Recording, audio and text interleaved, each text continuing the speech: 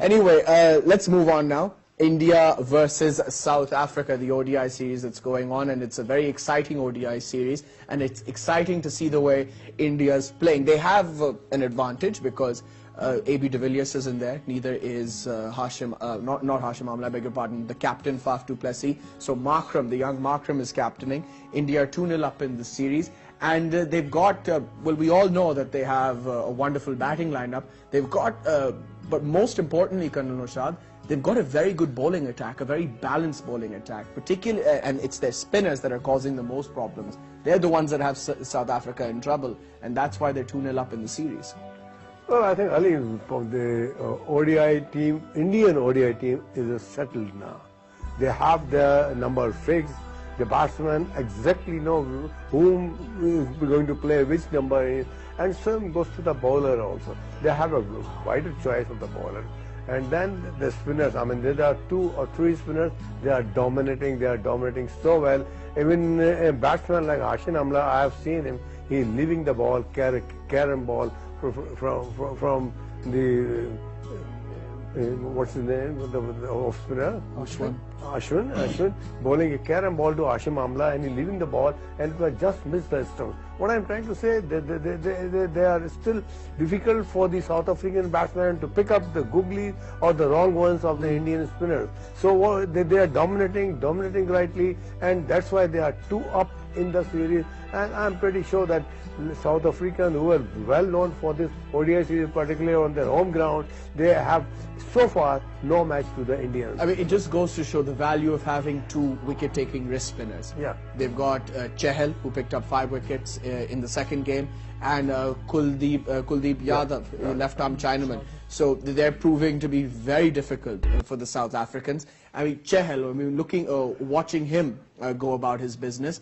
The best thing about him, Colonel Naushad, is that he's got a lot of control, and it's not easy, a young leg spinner having that kind of control. Shadab has it, which is wonderful to see, but so does Chahal, and a lot of front of the hand stuff as well. So not only is he taking wickets, he's difficult to get away. He's, I think he's a shrewd spinner. He watches the batsman till the last moment, and then he varies the length accordingly. Not only that, but he also sometimes changes his finger position.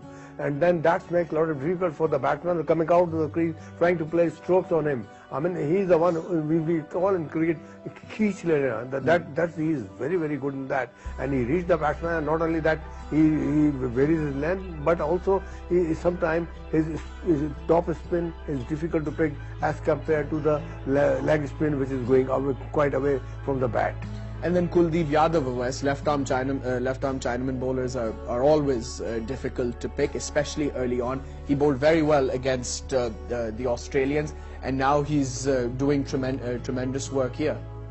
I mean, Ali, I mean, definitely see, India has got a good spin attack if you compare with the South Africans. Okay, fine, you got Imran Tahir over there, but still, I mean, as compared to the spin attack, I mean, they have got a good experience over here, India, because I mean, losing out the Test series definitely dented their morale, but they have come back strongly in the one days over here, winning up 2 one-days in a row. It's not an easy job to win them, and in these South African conditions, they have proved over there.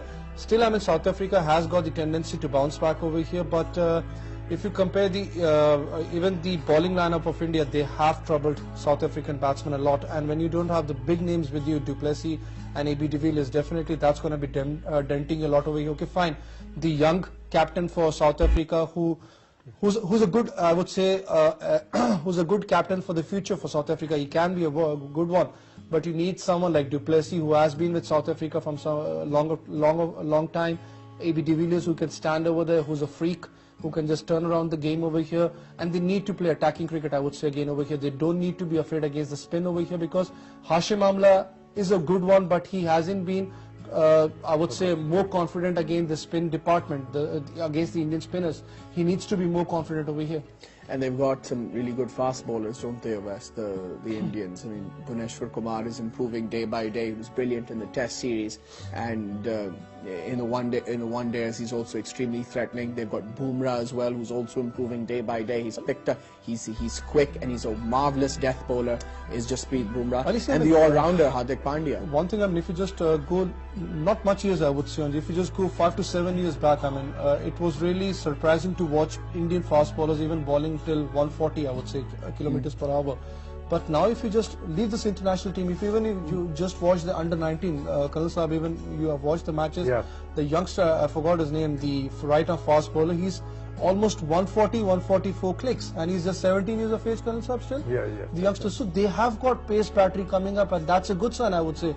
It's a good sign for the Indian team, I mean, because in the future you need someone, line length is something else, but you need a tearaway quick in the bowling lineup too. And if you just watch this Indian team, you have got Bumrah with a good depth over bowler with pace, I would say. Then you got your fast bowlers coming up. Even Shami, he's good. He's 140, 144 clicks. That's a good sign for the Indian fast bowling lineup. There's no doubt. There's a lot of variety. But also, in that attack. One thing more. His bowling spin, he's well ascertained, but he's the one taking the ascertaining Virat Kohli. And he gives the spinners a lot of advice. I mean, there's this little sort of clip on Cricinfo where he's advising the spinners, telling them to bowl faster, sometimes bowl a little slower, telling them to bowl a little fuller. So yeah, I'm sure it helps Virat Kohli that he's got the former captain in MS Dhoni, who's got a marvelous cricketing brain helping him out. And then of course India's batsmen. I mean, they lost an early wicket. Virat Kohli comes out there.